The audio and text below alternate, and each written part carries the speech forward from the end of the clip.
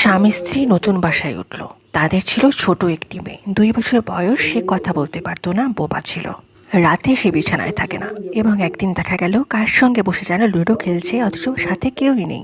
আরেকদিন দেখা গেল বাগানে একা একা হাঁটছে, তার হাত উঁচু করে ধরা, যেন কেউ তার হাত ধরে রেখেছে। পাশে কেউই ছিল না। কয়েকদিন পর তাদের বাসায় একটা কাজের বুয়া রাখা হলো। বুয়াটির আচার আচরণ অদ্ভুত, যেন সে বাড়ির সব কিছুই জানে। সন্দেহ হওয়াতে তাকে যখন ধরা হলো, তখন জানা গেল এক ওঝা নাকি তাকে এ বাড়িতে পাঠিয়েছে। এ বাড়িতে একটি অতৃপ্ত নারী আত্মা আছে। ওঝাটা জানালো আত্মার ভয় এখন বাসা ছাড়া উচিত হবে না, কারণ ছোট বাচ্চাটির সঙ্গে নারী আত্মাটির বন্ধুত্ব হয়ে গেছে। তবুও ভয়ে তারা বাসা ছেড়ে দিল।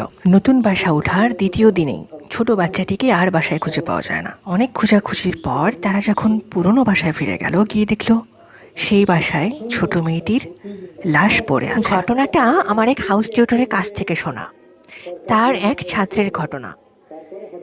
সেই ছেলেটা একদিন স্বপ্ন দেখছে সে উড়ে যাচ্ছে। স্বপ্নটা এতটাই অদ্ভুত যে তার মনে হচ্ছিল যে ওড়ার প্রতিটা ধাপ, প্রতিটা সে অনুভব করছে। অনেক সাগর পাহাড় পেরিয়ে সে এক বাড়ির ভেতর নিজেকে খুঁজে পেল। বাড়িটা দেখে তার মনে হচ্ছিল অত্যন্ত ধনবান কারো বাড়ি, এবং এই বাড়িটা তার খুব পরিচিত, সে আগেও এখানে এসেছে। মনে হলো পাশের রুমে আগুন জ্বলছে, এরকম তার মনে যখন হলো, সে পাশের রুমে গেল, গিয়ে দেখলো সেখানে সত্যি আগুন জ্বলছে এবং আগুনের আঁচ তার শরীরে লাগছে। পাশ থেকে কি একজন বলল এটা বাহরাইনের কাছে। বাহরাইন তো একটা দেশ। সে ঘাবড়ে গেল। তারপর সে আবার অনুভব করলো তাকে আবার উড়িয়ে নিয়ে যাওয়া হচ্ছে। যখন জ্ঞান ফিরল, সে দেখলো বিছানায় শুয়ে আছে এবং তার গায়ে সত্যি আগুনের গন্ধ। 70-এর দশকের একটা ঘটনা। ঘটনাটা পুরান ঢাকার। দেশভাগের সময় বাড়ির আসল মালিকরা ভারতে চলে গিয়েছিল এবং নতুন মালিক সেই বাসায় আসে। বাড়িটি পুরাতন শৈলী এবং সুরকি দ্বারা নির্মিত ছিল। একটি রুমের মধ্যে স্কুল পড়ুয়া একটি মেয়ে এবং তার নানি থাকতেন। একদিন খুব ঝড় বৃষ্টির সন্ধ্যায় মেয়েটি বিছানায় শুয়েছিল। হঠাৎ কারেন্ট চলে যায় এবং সশব্দে রুমের দরজাটা বন্ধ হয়ে গেল। মেয়েটি বলল, নানি, দরজা কেন বন্ধ করলেন? নানি কিন্তু আর দরজা খুলল না। মেয়েটি অগত্যা দরজা খুলতে বাধ্য হলো। দেখলো সাদা ধপধপে পাঞ্জাবি পরা, খুবই উঁচা এবং ফর্সা ধরনের একটি মানুষ তার দিকে হেসে তাকিয়ে আছে। মেয়েটি ভয়ে জ্ঞান হারিয়ে ফেললো। তো মেয়েটি মানসিক ভারসাম্যহীন হয়ে গিয়েছিল। খালার বাসায় এসেছি, রাতে কিছুতেই ঘুম আসছে না, কি করব? শুয়ে থাকতে থাকতে রাত 3টা বেজে যাচ্ছে। হঠাৎ বাইরে ঝুম বৃষ্টি শুরু হলো। গিয়ে দাঁড়ালাম বারান্দায়। দেখি আমার খালাতো ভাই অনেক আগে থেকে বারান্দায় দাঁড়িয়ে আছে। জিজ্ঞেস করলাম, তুমি ঘুমাওনি? ও আমার দিকে তাকালো, বলল, আমি তো ঘুমিয়ে আছি। আমি বললাম, তাই নাকি? দাঁড়িয়ে দাঁড়িয়ে মানুষ ঘুমাতে পারে? তুমি কি ঘোড়া? সে বলল, আমি তো শুয়ে আছি। আমি খুব অবাক হলাম, এমনভাবে বলছে যেন সত্য। আমি ওর রুমের দিকে তাকালাম, দেখি ও ওর রুমে ঘুমিয়ে আছে। বিয়ের পর মদ্যপ জামাই এবং শ্বশুরবাড়ির অত্যাচারে নীলার জীবন অতিষ্ঠ হয়ে উঠল। এক গভীর রাতে তারা নীলাকে বাড়ি থেকে বের করে দিল। নীলা বুঝতে পারছিল না বাবার বাসায় কি করে যাবে, কারণ রাত তখন অনেক। হঠাৎ একটা ট্যাক্সি এসে থামলো। ট্যাক্সি ড্রাইভার হাসি মুখে বলল, কোথাও যাবেন? নীলা ট্যাক্সিতে উঠে বসলো। ট্যাক্সি তাকে তার বাবার বাড়ির গেটের কাছে নামিয়ে দিল। নীলা ড্রাইভারের ওপর খুব কৃতজ্ঞ। বলল, আপনি না থাকলে আমি অনেক বড় বিপদে পড়তাম। ভেতরে আসুন, এক কাপ চা খেয়ে যান। ট্যাক্সি ড্রাইভার বলল, তা সম্ভব নয়। নীলা জানতে চাইল কেন। ট্যাক্সি ড্রাইভার বলল, আপনি কিভাবে এসেছেন? নীলা বলল, আপনার ট্যাক্সিতে।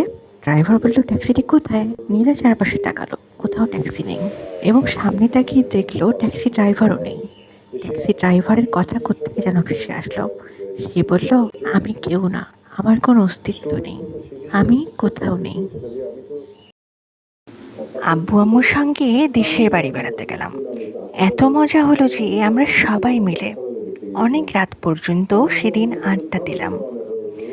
রাত যত গভীর হতে থাকে আমাদের আড্ডার বিষয় ভৌতিক হতে থাকে। এক অপরিচিত আপুর সঙ্গেও পরিচয় হয়েছিল। আপুর কাছেই শুনলাম কাছেই একটা কবরস্থান আছে। আমি দুষ্টুমি করে বললাম, এত রাতে কবরস্থানে যাওয়ার সাহস কারো হবে না। আপু বলল, তার হবে। আমি বললাম, আপনার আরও হবে না। সে বলল, মানুষ অনেক অদ্ভুত প্রাণী, আমি কিন্তু তোমাকে সারা রাত কবরস্থানে থেকেই দেখিয়ে দিতে পারি। আমি আর কথা বাড়ালাম না। পরদিন আব্বুকে বিষয়টা খুলে বললাম। আব্বু বলল, তুমি কার কথা বলছো? সে তো 1 বছর আগেই মারা গেছে। নাসিম তার বন্ধুদের নিয়ে সেই ভাঙা বাড়ি দেখতে গেল। তো গিয়ে জানতে পারলো গভীর রাতের দিকে এই বাড়িটির ভিতরে খুব সুন্দরী একটা মেয়েকে হাঁটাচলা করতে দেখা যায়। মেয়েটিকে দেখার নাসিমের খুব ইচ্ছে হলো। তার বন্ধুদের ইচ্ছে নেই, তারা চলে গেল। কিন্তু নাসিম গভীর রাত পর্যন্ত বাড়িটিতে থেকে গেল। ওদিকে রাত গভীর হতে যাচ্ছে, কিন্তু কোনো মেয়েকে দেখতে তো পাওয়া যাচ্ছে না। হঠাৎ সে বাড়ির কাছে একটা বুড়িকে দেখতে পেল। বুড়িটি তাকে খুব মজার কথা বলল। বলল তারও খুব আগ্রহ এই বাড়ির সুন্দরী মেয়েকে দেখার। নাসিম বেশ মজা পেল। যাক, একজন মানুষ তো থাকলো তার সাথে। এদিকে ভোর হয়ে গেল, কিন্তু কোনো মেয়েকেই দেখতে পাওয়া গেল না। নাসিম বুড়িটার সঙ্গে কয়েকটা ছবি তুলে বাসায় চলে আসলো। পরদিন ঘুম থেকে উঠে যখন ফেসবুকে আপলোড করবে, তখন দেখতে পেল তার পাশে কোনো বুড়ি নয়, খুব সুন্দরী একটা মেয়ে দাঁড়িয়ে ছিল। ঘটনাটা আমার এক বান্ধবীর খালার সাথে ঘটা, শাশুড়ির মৃত্যুদিনের ঘটনা। তিনি হঠাৎ করে খালার কাছে ডিম সিদ্ধ খেতে চাইলেন। খালা ডিম সিদ্ধ করে আনলেন, কিন্তু তার পাশে দাঁড়ানো পর্যন্তই। তার শাশুড়ি মোটেও তার দিকে সোজাসুজিভাবে তাকাচ্ছেন না। খালা যখন বললেন যে ডিম এনেছি, তখন তিনি খেয়াল করে তার দিকে তাকালেন এবং খুব অবাক হয়ে বললেন, তুমি এখানে কেন? এখানে তোমার মা দাঁড়িয়েছিল। খালা খুব ভয় পেয়ে গেলেন। সেদিনই কিছুক্ষণ পর তার শাশুড়ি মারা গেল। পরবর্তীতে খালা শুনলেন আজরাইল কারো জান কবজ করার আগে অনেক সময় মৃত মানুষের আক্স তার সঙ্গে নিয়ে আসে। নতুন বাসায় ওঠার পর নিম্মির মধ্যে অস্বাভাবিকতা দেখা দেয়। সে একটা রুমের মধ্যেই নিজেকে আবদ্ধ করে রাখে। সেই রুম ছাড়া অন্য রুম তার ভালো লাগে না, শুধু রান্নাঘরে রান্না করা পর্যন্তই। একদিন সেখানেও অবাক করা একটা ঘটনা ঘটিয়ে ফেলল। ছুরি দিয়ে নিজের আঙ্গুল কাটতে যাচ্ছিল সে। তার স্বামী খুব তড়িঘড়ি করে তাকে না বাঁচালে সে হয়তো আঙ্গুল কেটেই ফেলত। এছাড়া সে বাসায় বড় বড় টিকটিকিও দেখা যেত, যেটা খুব অস্বাভাবিক ধরনের লাগতো তাদের কাছে। হুজুরের সঙ্গে কথা বলার পর তিনি জানালেন, এই বাড়িটিতেই মনে হয় কোনো সমস্যা আছে। বাড়িওয়ালা কিন্তু এই বিষয়ে কিচ্ছু বলতে রাজি হয়নি। তারা যখন বাসা ছেড়ে দেওয়ার প্রস্তুতি নিল, নিম্মি কিন্তু ছাড়তে চাইছিল না। কিন্তু পাশের বাড়ির আলাউদ্দিন সাহেবের একটা কথায় সেও ছাড়তে রাজি হয়ে গেল। তিনি বলেছিলেন এই বাসায় একটা মেয়ে আনিকার শরীর খুব খারাপ, বাইরের অন্যান্যদের কোনো একটা কাজে বাইরে যেতে হচ্ছে, কিন্তু সে যেতে পারল না। দরজাটা বন্ধ করে দিয়ে শুয়ে পড়ল এবং হঠাৎ খেয়াল করলো তার মৃত দাদি তার সাথে কথা বলছে, যিনি কিছুদিন আগে মারা গিয়েছেন। তিনি বললেন, আমি কোথায় থাকি দেখবি? আনিকা চোখ খুলে চারপাশে তাকালো। বাইরে থেকে তিনি কথা বলছেন। আনিকা দরজা খুলে বাইরে চলে আসলো। দাদি তাকে নিয়ে অনেক বড় বড় মাঠ পার হলেন। চারপাশে কোনো বাসা বাড়ি দোকান কোনো কিছুর অস্তিত্ব নেই, শুধু মাঠ আর মাঠ। তারা একটা গর্তের কাছে এসে দাঁড়ালো। দাদি বলল, আমি এর ভেতরে থাকি। আনিকা অবাক হয়ে বলল, কিভাবে সম্ভব?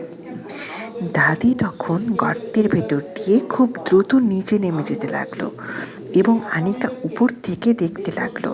কিছুক্ষণ পর দেখলো দাদি তার পাশেই দাঁড়িয়ে আছে। তিনি বললেন, চল তোকে আবার বাসায় দিয়ে আসি। তারপর আবার সেই মরুভূমির মতো মাঠ পেরিয়ে আনিকা বাসায় আসলো। আনিকা ঘোরের মধ্যে বাসায় এসে শুয়ে পড়ল। রাতে হঠাৎ করে হইচই লাগলো। দরজা খোলা কেন? দরজা বন্ধ করনি?